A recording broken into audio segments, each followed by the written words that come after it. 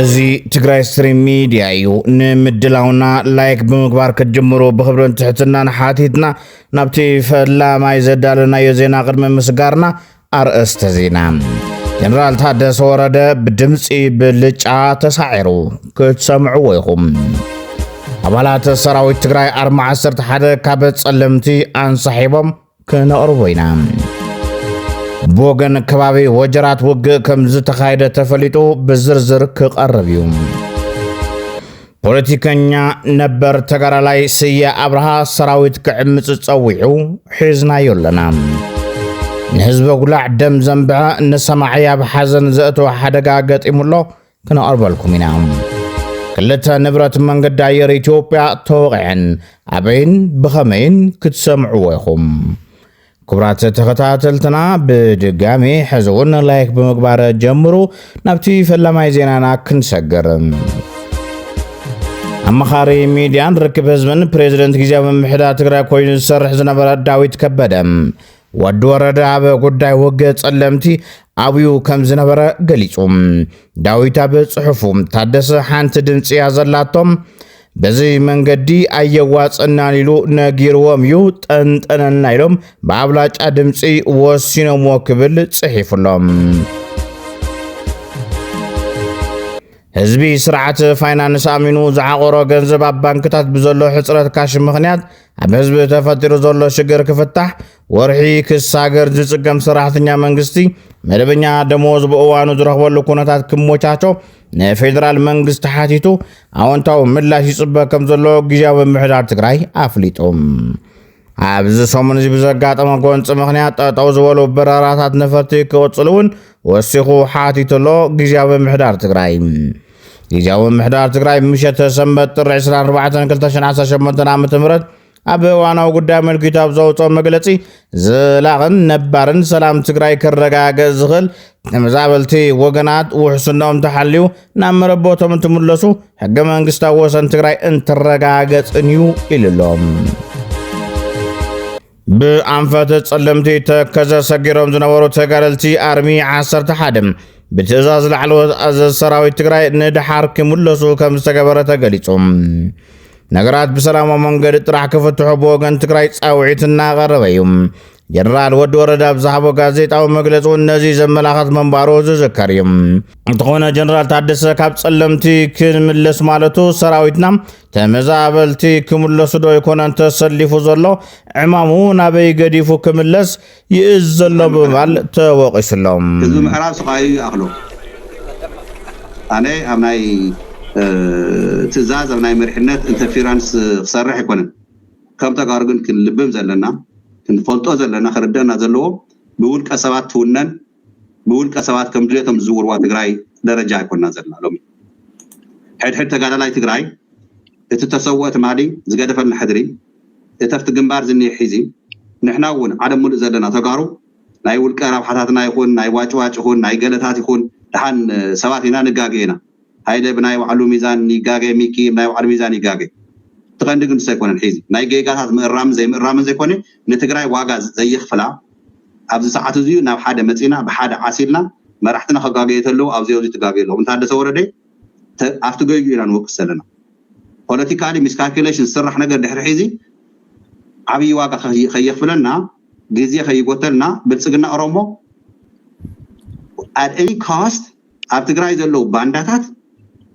كيزون كرشنا بجته انفورميشن اي جنرال تادس ورده مغلصي حلافنت زغودلو يزبل ميكي ودرايا فلاي اتينانيرنا وصينا زبل ملختي كم بوليتيكانيا كابو اين صبن بمبال ود ورده ابناي سراويت حلافنت كونا تغبويو اب بوليتيكا زحنكر زلو بمباليو زخصم بقعت زلو جنرالي ببوليتيكا انفورشنالي هاي الحوي زيرو طقلالا زيرو ناي بوليتيكا كليفرنس يلن حيت اخا تقبر مسلكا بناته يريتو كم حاده تقرواي مالتي افت زي تخولو بوتا تاي تقبر مسلكا ما راح عندي مرحكو كل نجر كويس مع نسخه تسرحون مرحي مالت تم حدادر حيت اخبر يقبو نيرو حاده كنت هذا بريس كونفرنس ناي وعلو احترام بيلو دحرد لايت كوينا يهب كم منجست سلازقونه مالتي تترفي ناي ميديا بي ار تزغاج سبات حالت موياتات زلو اب ناي ميديا بتعمل كلابر كوينم بروباغندا خسروا زخلوا نعلم كنكحوا زخلوا خونتات ناي تግራይ يخردو زخلوا وعلى ቪክቶሪያ سي يفرسلو زوعد سي بلصقنا ناي دحان ኢትዮጵያ መንግስት ሆኖ አፍቶ ውዕድ ኮም ስለዝብል ናይ ኢትዮጵያ መንግስቲ ውዕድ ቪክቶሪያ يفرسلو ሓደ ክልተ ሰለስተ ካተቀምጥ ቀንዲ ሓደ ኣብ ሲቪሊያን ኣብ ትግራይ አታክ ገይሩ ኣብ ክልተ ቦታ ግን ሰባት ሞይቶምና ሰባት ተጎዲኦምና ናይ ውልቀ ሰባት ሃፍተ ገነት ይውድመሎ ኣብ ሲቪሊያን አታክ ሚንስ declaration of war ካዲ ምን የሚሉ ስለዚህ ንሕና ጽባሕንኮ ዘይን ክስተሰሉ ክሊር ኤቪደንስ እንሄና በይና እዚ ነው على حق ሒዝና መሪሕነትና መንግስት ግዚያው ምሕዳር ትግራይ ትካብነ ከበልን ዋዕሉ ሂዚ ሓላፍነት ይወልድ ካብነ ና ሚዲያ ወጽ ዝዛረብ ናይ ሕወሓት ካብነ የለነ ሳዕዚ ይገዲ ማለት አይዶነት ሕገደ ምን አይት ሕወሓት ይፈልጠን ያነ ከመይ የብሉ ካልኦት ወሃብቶሪቶ ድማ ወደ ወረዳ በመግለጽው ብዙሓት ሓላፍነት ዘውስዱ ነጥብታት ደርግሕዮም በህይወት ሰብ ቀልድ የለን እቲ መግለጺ ካብ ተዋሃበ ኪዱን ተመለሱንና በለ በህይወት ሰብ ዝጻወት ዘሎ አካል ብዘይ ወዓል ሕደር ክሕተት ይግባእ ዝብል መልእኽትዮም ዘሕልፎም ናይ ጸለምቲ መጀመርታን ናይ ደብረ ብርሃን መወዳእታን ብዙሓት ሕቶታት ተመሊስካ ከተሓትት ዘገድድ ኩነት ፈጢሮም ዝበለ ድማ ባሻ ደስታ ዝተባሃለ ደጋፊ ሕወሓት ኮይኖም ዕዳ ሕቶታቱ ዝኽምር ዘሎ ፖለቲካውን ወታደራውን መሪሕነት በዚ እንተቐጺሉ ተሸኪሞ ክርሞ እንተዘይኮይኑ ዝጽበዮ ዘሎ ምብርባር የለየና ኣሎ ይብል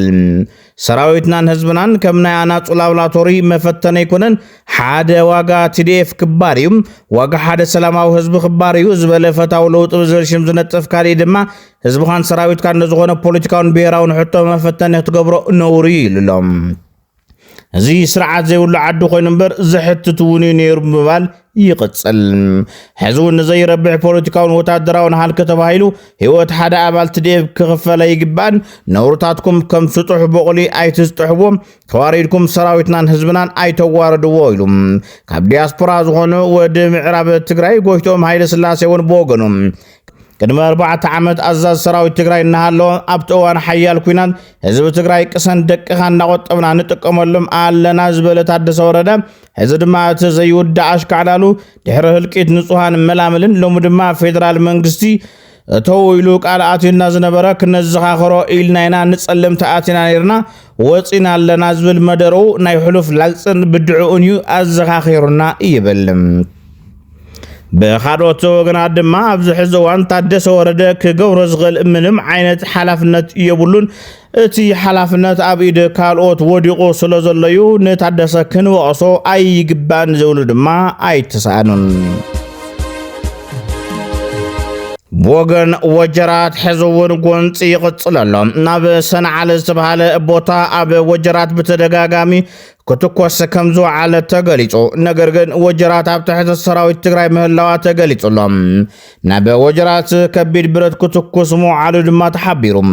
እዚ ከምዚናሎ ቦገን ዓርሶም ኃይል ሰላም ኢሎም ሰየሙ አባላት ሓራ መሬት ትግራይ ቆስለኛኦም ኣብ ሃይካሎ ዝተባሃለ ቤት ትምህርቲ ኣብ ዓላ ቤት ህንጸትን ከም ዘለው ተሓቢሩም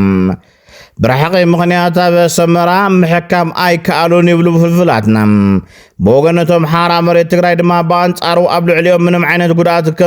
كم زي بصحن تقراي كآتو قريبهم كم زلون يوم زغلصم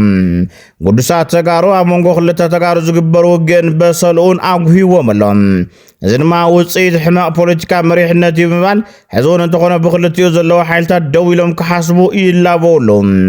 በዚህ ከብቃ ብልጽግና 24 ጥሪ 2018 ዓመተ ምህረት ናብ ዓፋር ናይ ትግራይ ደቡብ ዝኾነት ያሎ ዝተባሃለት ቦታ ልዕሊ 15 መካይን ጽዒኑ ሰራዊት ከም ዘራገፈ ተፈሊጡ ላዕለዋይ አመራርሓ ውድብ ናጽነት ትግራይ ፖለቲከኛ አቤል ገብረመድህን ትግራይ ኣብ ዓለም ዘለዋ ስጋት እንተተባሂሉ ልዕሊ ብልጽግና የብላን ይብል እቶም ምስ ብልጽግና ዝወገኑ ተጋሩ ድማ ፋኖን ሻዕቢያን ወኪሎም ዝወገኑዮም ክብል ይገልጾም ኣብ ዓለም ናብ ትግራይ ክወፍር ዝኽእል እንኮ ሓይሊ ብልጽግና ናይ ኢትዮጵያ መንግስቲ ናይ ተጋሩ መንግስቲ ኮነ ናይ ኢትዮጵያ መንግስቲ ከም ስርዓት ካብ ብልጽግና ዝበሃል ስርዓት ሓደጋ ናይ ትግራይ بقيسي حدقة ترى كوينو سهل زله هذي لك هذا لو هذا تمسؤول ولا خلصون زلوا تجارو عملنا تمسؤول رسبالو تمك واحد يوم كواحد فين كيلو مخديم كمس وده خسر زلوسي نشعبيان فانون تركيناس فيدرال منكسي كن حق زيناي هذا زي يقول افتقدم يزور شعبان يرمسو فانو مسني يكونني إذا خاص مرتي مسخون ياتفل النظر زور دوب زيان كالي بزو حدا خلونا يا خلي بزو شجر خلونا يا خلي بجنبط جن مداو زلوا تلم زلوا سرع زل بزقنا هذي نزي مسحر نخرج المخنات كعيلن تنعس زبرت دوك نبلغ كلنا تك حدا كفلنا واحد نبرة سمرت سلزخانة سمس لزغير طرح in fact بلسقنا بتكرني عيناي بوليتيكا وترجم مسبوي زردو بلسقنا بتكرني عيناي كلهم ناي سمرت أكلت شو من يهاتنا بلسقنا ون صادق كم زخانة أفتكر ون كاتو سواء يسقور زلهم أبى سلمتي حدشي أمر راح يوم الرط الله تباهيل وأبى كتما ما يصبرون وردا سلمتن بحطقاتهم حركات أبي أكسب وردا حدش تمر راح يوم الرط الله تحبيرهم حدا تقراوي نابزي كياتو نحنا زي سمع عبزي كي نبر عبارر وزو بالممرحي كم توهابون يوم غازيطنيا ولد مهرت غزا غليصوم ኣብቲ ቦታ ትግርኛ ከይትዛረብ ሙዚቃ ከይትኸፍት ሓሳብካ ከይትገልጽ ዝተገደበ ኮይኑ ብርክት ዝበሉ ተጋሩ ኣብ ዝተፈላለዩ ቦታታት ተኣሲሮም ከም ዘለዉ ኣረጋጊጸ ኢሉሎም ሰራዊት ኢትዮጵያ ነቶም ዕጡቃትን ኣስመላሽ ኮሚቴና ባህልቲ እናደገፈ ግፍዕታት ንምብጻሕ ይተሓባበሮም ምህላውን ገሊጹም እቶም ግፍዕታት ክፍጸሙ ዘተሓባበሩን መምርሒ ዘውርዱን ዘለዉ ድማ ብርጋዴር ጀነራል ሓሸም ኢብራሂም أزاز كور حامسان حدن كونيرل دجنين موخانم زحبر خوينو وياني زيات متام ما يصبري لنيا تنش مندر ناس زبل زربا كم زسمع قليصوم تقراوي زغنا أبي سلمة وسلفي أي ترخب كان بزبل غزا نازرو بجملة يقفون يأسرون ملاون قليصوم بزونا بكتما ما يصبر طرح سلاسان كلتن تقارو تأشرم كم زلو تفليتوم بوغن منግስት ኢትዮጵያ በጉዳይ ጸለምት ተጀምሩ ዝነበረ ጎንጽ ስዒቡ ዘለው ምዕባለታት ተመልክቶ ኣብ ዕጹ አኺባ ከም ዘሎ ተገሊጹ ነዚ ዝገለጸ ስታሊን ገብረስላሴ ስታሊን ከም ዝሓበሮም ኣብ ትዕጹ አኺባ ናይ ብልጽግና በረራ ዝተዋረጸሉ ምኽንያት بوغن تግራይ معرفو ነፈርቲ ሓደጋ ንምብጻሕ ተዳልዮም ስለ ዝነበሩ ይዝብል ድምንዳበ ከም ዝሃበ ይገልጽ ኣብ ጉዳይ ጸለምቲ ንሕወሓትን ካልኦትን ጸለመታት የካይደሎ ዝበለ ስታሊን ፍላይቲ بوغن ጸለምቲ ዝነበረ ውግእ ሕወሓት ጀሚርዎ ክብሉ ጸኒሖም ሕዚ ድማ ናብ ግብጽን ኤርትራን እዮም ዘሳገርዎ ዘለው ኢሉ ሌላ አጀንዳ አሁን የተሰጣቸው በረራ የተቋረጠው አየር መንገዱ ላይ አደጋ ለማድረስ በታቀዱ ስለታወቀ ነው በረራ የተቋረጠው አየር መንገዱ ላይ አደጋ ለማድረስ መታቀዱ ስለታወቀ ነው የተቋረጠው እንጂ እንፈልግ ነበር ትግራይ ላይ መብረር እንፈልግ ነበር አንድ ሁለተኛው አጀንዳ ዛሬ የተሰጣቸው እሱ ነው ሌላ የደመቀ ዘውዱ ፋርሲ ብላች ምንላቸው እነሱ ለከርሰች በሸረና በኩል ሸረና ምዕራብ ትግራይ ነው ግን እነሱ በሱዳን ነው እነሱ ሸረና ማለታቸው ነው ሱዳን ላይ ያለው አርሚ ሳባ ያለው የአርሚ ሳባ ጥቃት ለመፈጸም እንቅስቃሴ መጀመሩ ተገለጸ ዜና ነው ዛሬ ሲያስተጋቡት የነበረ ዜና ነው ዝም ብሎ በቃ አጀንዳ ይሰጣሉ እንደዚህ ሌላ የግብጽና የሻዕቢያ ተላላኪዎች ጽንፈኞች የጀመሩት ጦርነት ነው ተመከፍ እዚህ ላይ ጦርነቱ ወዴት ስኬል ያደረጉ በጣም ተራረጉት መጀመሪያ ህወሓት ጀመረ ጸለምቲ ህወሓት ወረረ ሲል የአማራ ቴሌቪዥን ትላንት መግለጫ ሲያወጣ ነበር የጠለምት ጉዳይ የኢትዮጵያ ጉዳይ ነው የኢትዮጵያ አቴንሽን ያሻል ይፈልጋል ሲል ነበር አሁን ደግሞ ከፍ አድርገው የግብጽና የሻዕቢያ ተላላኪዎች ጽንፈኞች የጀመሩት ጦርነት ነው ሌላ አጀንዳቸው መቀለ ከፍተኛ ስጋት ነግሷል መቀለ ተሸበረ ምናምን ነው የሚሉት ይሄ ከፍተኛ ዘመቻ ነው ያለው ከፍተኛ ዘመቻና ሞንጎ ሕወሓትን በጌታቸው ረዳ ዝምራሕ ናይ ቀደም ጊዜ መምሕዳር ትግራይ ናብ ጉዳይ መምላስ ግዛአት መሬት ትግራይ ተመዛበልትን ዝነበረ ምልከታ ምስ አብይ ዝተገበረ ስምምዕነትን ዘተፈላለየ ከም ዝኾነ እናተገለጸ እዩ ነዚ ዝገለጸ ሃፍታሙ ደቡብ ትግራይ ንትግራይ ሄቦ በወልቃይትን ሑመራን ግን ኣብ ፌደራል ክጸንሕ ዝብል ስምምዕነት ከም ዝነበረ ገሊጹ አሁንም የህወሓት ኃይሎች በክህደት ነው የተፈጸመው አላማጣ እንድንቆጣጠር ስምምነት ላይ ከተደረሰ በኋላ ግቡ ከተባለም በኋላ ስንገባ ግን ጦርነት ገጥመውናል ሚል አሁን ህወሓት ጦርና የአብይ አህመድ መካከል ወይም በህወሓትና በአብይ አህመድ መካከል ያለው መሰረታዊ ልዩነት ጠለምትንና ራያን ቀድሞውኑም ተቆጣጠሩ ሰዱ ብሏቸዋል። ነገር ግን ጠለምትና ራያ ላይ ያለ ውጊያ ተቆጣጥሮ አካባቢውን ለመውሰድ ወይም ለማጠቃለል አንድ ስምምነት ደግሞ ተጠይቀዋል። መተማ ሁመራ ወልቃይት ኮሊደር ነው። ይሄ ኮሊደር ደግሞ አስተማማኝ የመንግስት አስተማማኝ ቀጠና ተደርጎ መቆየት አለበት ነው የሚሉት። መንግስት የሚሉት የፌዴራሉን ነው ኦህዴዶች።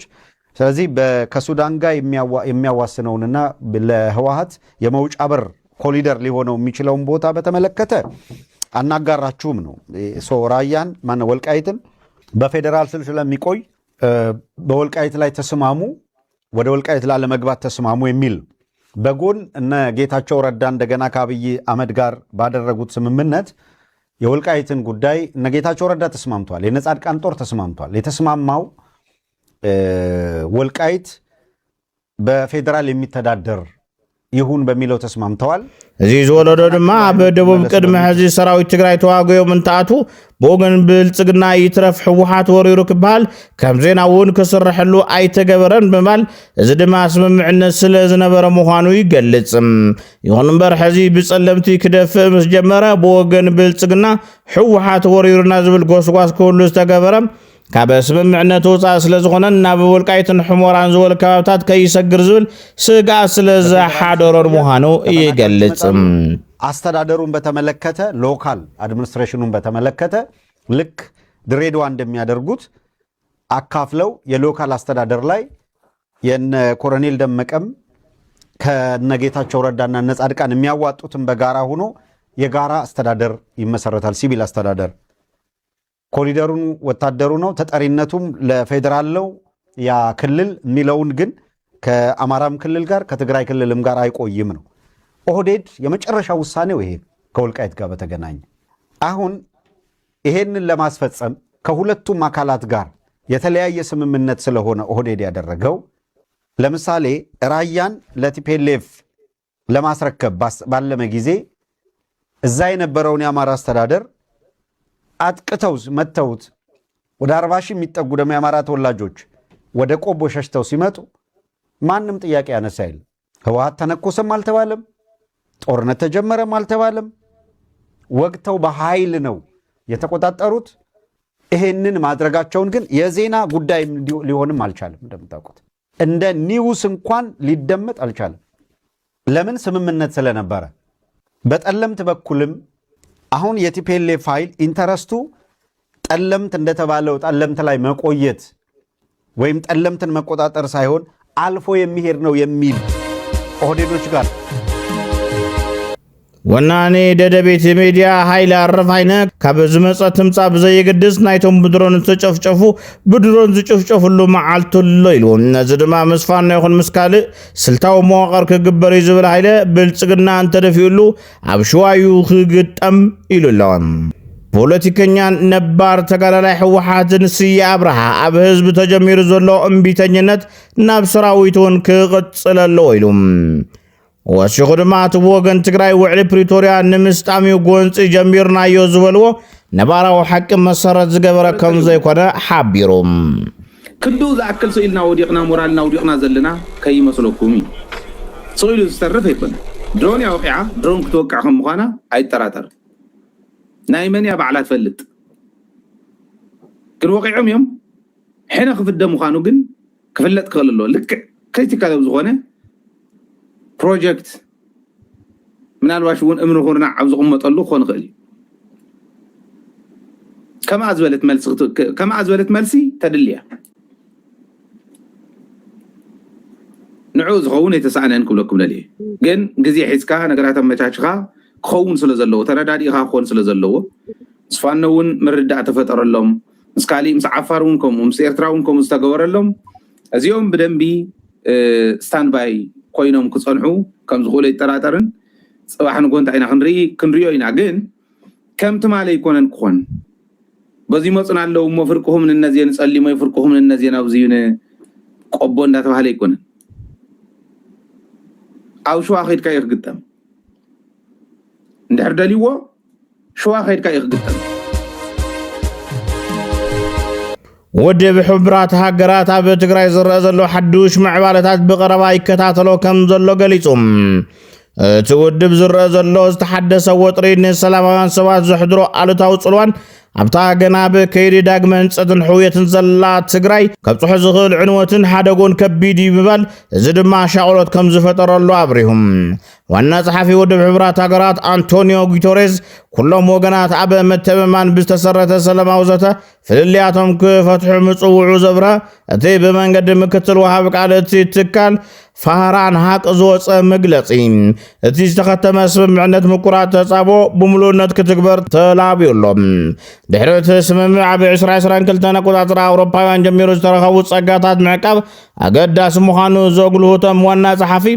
ኣብ ትግራይ ሰላም ንምጉልባት ውድብ ሕብራት ሃገራት ምስ ሕብረት ኣፍሪካን ካልኦትን ሓቢሮም ንምስራሕ ድሉው ምዃኑ እውን ኣረጋጊጾም ኣብ ከባቢ ኣልዓሳ ዘጋጠመ ሓደጋ መኪና ናይ 9 ሰባት ህይወት ሓሊፎም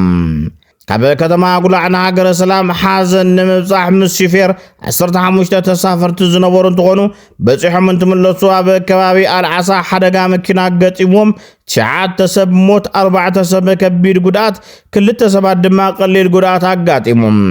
ናይቶም ግዳይ ስነ ስርዓት ቀብሪ ትማሊ 24 ጥሪ 2018 ዓ.ም ኣብ ኪዳና ምሕረት ጉላዕ ከም ዝተፈጸመ ተገሊጾም እዞም ዝሞቱ ሰባት ካብ ሓደ ስድራ ምዃኖም እውን ተፈሊጡሎም በዚ ኣጉላዕ ደም ነቢዓ ካሊእ ንዝሰምዐ ድማ ልባዊ ሓዘነ ተሰምዕዎ ይርከብ ነፋሪት ኣብ ሰማያት ካርቱም ተራእያ እዚ ድሕሪ 3 ዓመት ዝተፈጸመ ፍጻመ ምዃኑ ድማ መዘራረብ ኮይኑሎም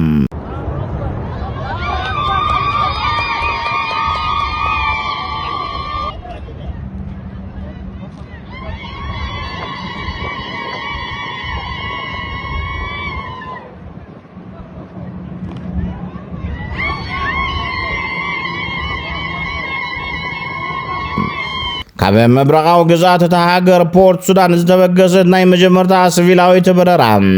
ኣብቲ መዕርፎ ነፈርቲ ሱዳን ብሰላም ዓሊባላ እዚ ፍጻመ እዚ እቲ ነዊሕ እዋን ተዓጽዩ ዝጸንሐ ኣገዳሲ መንገዲ መጓዓዝያ ሱዳን ዳግማይ ስራሕ ንምጅማር ዝግበር ዘሎ ጻዕሪ ሓደ ኣካል ምዃኑ ተገሊጹ تمعرفو نفرتي بسن كتاب تهاجر زولع وق نسلس عمتات تعاطي مصنحو يفلت زينا يحزي برراغن نبور منقسقاس سيفيلاويان نمجمار استقورصه محبراو متأثار حزب السودان داغماين محداث كم عبي سقمتي توشيدلهم اب موداتام اب نيجر كلت نبرت منقد اير ايثيوبيا زخونا توقعن اب نيجر وانا ختما نيامي زركب معرفو نفرتي استفصمه متقعتي توم تقاومت منقس زخونو عطوات نابتا كتما بموتور سايكل كبرتي مسارحي تقاصلتي بومبوتات بمحاز ابتي معرفو نفرت تقاز زركب سراويت حيل اير علامه غيرم توخسي بمخفات جيتاتن مسارح وق ايرن زقاصلون تقولم توم عطوات زحازو بومبن كبرتي مسارحن ناب سيفيل معرفو نفرتي بمتقاسم سلسته اوروبلانات زوقعو قيلم كابتن سلسته كلته ناي ايثيوبيا اير مخانن تفليطلهم وتعدراو مراحي نيجر جنرال عبد الرحمن تياني اب نيامي علم لخا معرفو نفرت استفصم تقعات فرنساي بينين ايفوري كوستن كبزقنا بربو غليصوم بتوساخي نازمت قعتي زتخلاخللهم وتعدرات روسياون مسغانا اقربلهم አበዙ ጉዳይ ዚ መንግስት ኢትዮጵያ የሆነ መንግስት ኒጀር ካሊ ተወሳኺ ዝበሩ ሓበሬታ የለን ክብራት ተኸታተልትና ንምክታልኩም አመስግና አበ ሚዲያና ዝኾነ ዓይነት ርእይቶን ተሃሊኩም ከተካፍሉና በኽብሪ ሓቲትና ሰላም ንህዝቢ ትግራይ ሰላም ንኹሉ ወዲ ሰብ